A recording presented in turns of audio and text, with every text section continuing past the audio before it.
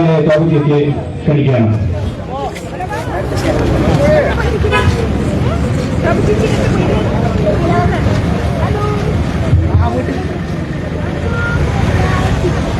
വേദിയിലുള്ള ഭാരതീയ ജനതാ പാർട്ടിയുടെ മണ്ഡലത്തിന്റെ അധ്യക്ഷൻ ശ്രീമാൻ വിജീഷ്, BDJSന്റെ ജില്ലാ ലീഡർ ഗംഗാധരേട്ടൻ, നമ്മുടെ ആദരണീയായിട്ടുള്ള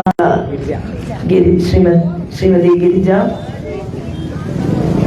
പഞ്ചായത്തിന്റെ അധ്യക്ഷൻ വിനിൽ, അനീഷ് ശ്രീ റാണ പ്രതാപൻജി, പ്രിയപ്പെട്ട രവിയേട്ടൻ, സുദേവൻജി, BJPയുടെയും സംഘപരിവാറിന്റെയും വിവിധ ചുമതലകളിൽ പ്രവർത്തിക്കുന്ന കാര്യകർത്താക്കന്മാരായിട്ടുള്ള സഹോദരി സഹോദരന്മാരെ, ഏവർക്കും ഹൃദയപൂർവ്വം നമസ്കാരം. ദീർഘമായിട്ടുള്ള ഒരു പ്രസംഗം നടത്താനല്ല ഞാൻ വന്നിട്ടുള്ളത്. എല്ലാവരുടെയും അനുഗ്രഹം വാങ്ങുക. തെരഞ്ഞെടുപ്പിൽ രണ്ട് പാർട്ടികൾക്കും മാറി മാറി അവസരം കൊടുത്ത ഒരു മണ്ണാണ് പാലക്കാട്. നമ്മുടെ കുട്ടികൾക്ക് ഒരു ജോലി വേണമെങ്കിൽ കേരളം വിട്ട് പുറത്തു പോകണം. തമിഴ്നാട്ടിലോ അല്ലെങ്കിൽ ബാംഗ്ലൂരിലോ എവിടെയെങ്കിലും ജോലി.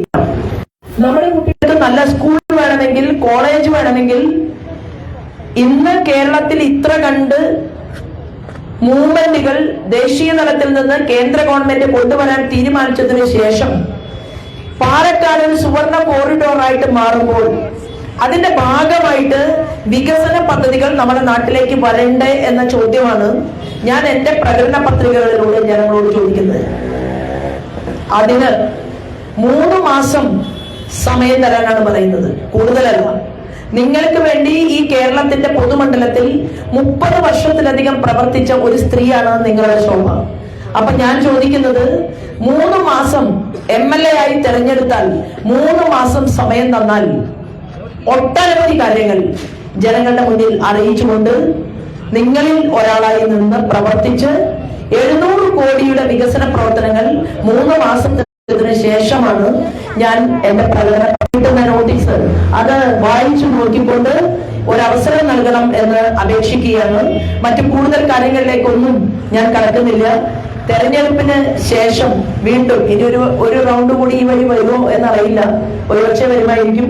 തെരഞ്ഞെടുപ്പിന് ശേഷം എല്ലാ വീടുകളിലും ഞാൻ എത്തും.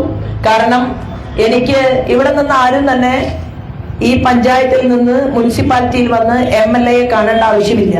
ഈ പഞ്ചായത്തിൽ തന്നെ MLAക്കുള്ള ഒരു ഓഫീസ് തുറന്ന് പ്രവർത്തിക്കാൻ വേണ്ടി നമ്മളോടൊപ്പം സന്നദ്ധനായിട്ട് ഇവിടെ കൃഷ്ണദാസനെ പോലെയുള്ള ആളുകൾ അല്ലെ വാഗ്ദാനം നൽകി കഴിഞ്ഞിട്ടുണ്ട്. എന്താണ്?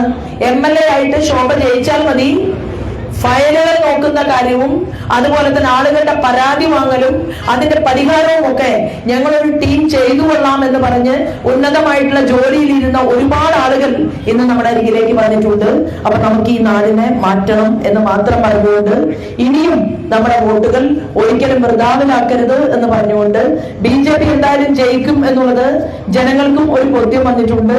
പക്ഷേ നല്ല ഭൂരിപക്ഷത്തിൽ വിജയിപ്പിക്കണേ എന്ന് അപേക്ഷിക്കാനാണ് ഞാനിവിടെ എത്തിച്ചേർന്നിട്ടുള്ളത്. വീടുകളിൽ എല്ലാവരും പോവുക, നമ്മുടെ നോട്ടീസുകൾ എല്ലാവരിലേക്കും എത്തിക്കണം.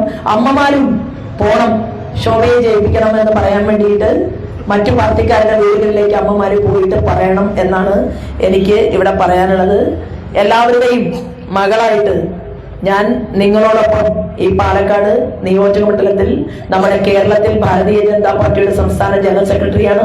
കേരളത്തിൽ അങ്ങോളം ഇങ്ങോളം എനിക്ക് പ്രവർത്തനത്തിന് അതിൻ്റെതായ കാര്യങ്ങൾ അതുവഴിക്ക് നടക്കും.